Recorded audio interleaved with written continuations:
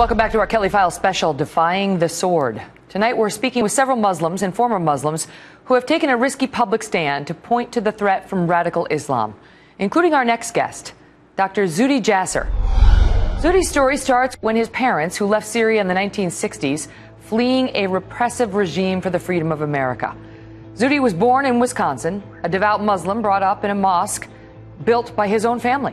That small-town mosque, immersed in the glow of a newfound freedom, taught me the clarity of love of country, love of liberty, and love of faith. He attended the University of Wisconsin-Milwaukee, and there he first experienced a very different kind of Islam than the one he was taught by his parents.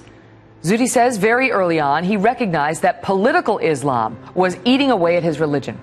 Zuhdi ended up joining the U.S. Navy, earning his medical degree on a military scholarship, serving 11 years, and leaving service as a lieutenant commander. In 1999, Zuhdi moved to Arizona to take over his father's medical practice. And then 9/11 happened. The murder of thousands at the hands of radical Islamic terrorists compelled Dr. Jasser to act. He helped found, and today he is the president of, the American Islamic Forum for Democracy, or AIFD, an organization dedicated to fighting the dangerous ideology now known as radical Islam. The AIFD has become one of the most prominent American Muslim groups in the United States, and it has made Dr. Jasser a target for critics. From Dr. Jasser to come here and act like Muslims are the problem, I think is erroneous. I think people who want to engage in nothing less than Muslim hating really love you a lot. Despite the backlash, Dr. Jasser has continued sharing his warnings from college lecture halls to the floor of the U.S. Congress. The threat, if anything, is growing with the growth of Islamist radicalism in the Middle East, and we see Islamist parties coming to power.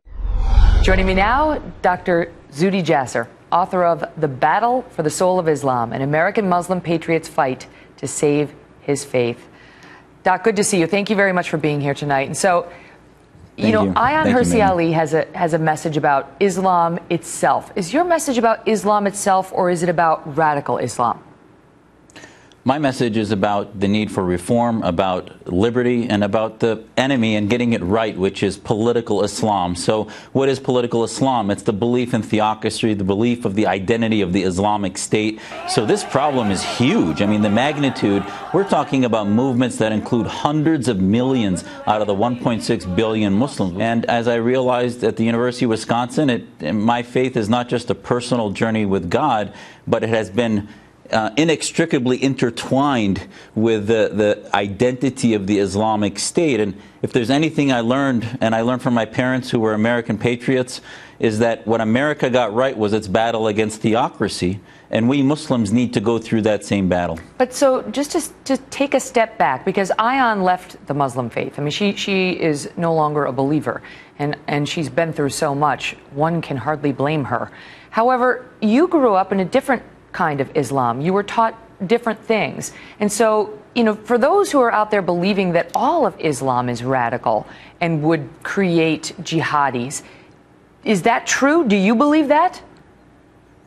Absolutely not. I mean, the Islam that I learned and learned from my parents, my grandfather, one was a newspaper writer who served his country in Syria and was put in jail for those beliefs. My other grandfather was a Sharia court judge. But we were learned values that we were individuals. We could decide what was Islam and what wasn't. So certainly there are forms of Islam out there that are theocratic, that are dominating 56 Muslim majority countries. But the Islam I learned was a personal faith with no central authority, with a personal relationship with God. So it's the rise of political Islam that we're seeing more and more of.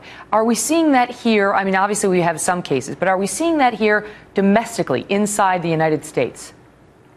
Oh, absolutely. The people that claim to speak for our faith were fertilized and grown and sprouted by the Saudis, by the Qataris and others. So most of the movements that are organized that use Islam as an identity in America started in the 60s with the Muslim Student Association that are what I call Muslim Brotherhood legacy groups. And so, I mean, Ayaan's got a 5-point plan, she says, to reform Islam. And she's been attacked by those, you know, as I mentioned to her, for they say what she's pushing is atheism, if you get rid of the 5 things she wants to get rid of. What do you say is the answer? I think the answer is for us to come to terms with the fact that much of what is considered to be Islamic law kills apostates, is based in blasphemy laws, second, third, fourth-class citizenship of women, where they don't get rights at equality. Yes, there are even passages in the Quran where women get half a vote of a man, a quarter of the inheritance. All these things need to be looked at by scholars that are modern, that are American first, believe in liberty first, and can reform these things. The first step is to defeat the Islamic State concept. Then in the next generation will come new schools of thought of Sharia that build first on that foundation of liberty and our First Amendment. And that movement can happen if Americans get behind the need to take sides within the House of Islam and not become anti-Islam. Oh, Zuhdi, always interesting hearing you. Thank you so much. We'll be back to you in a moment as well with Ayan.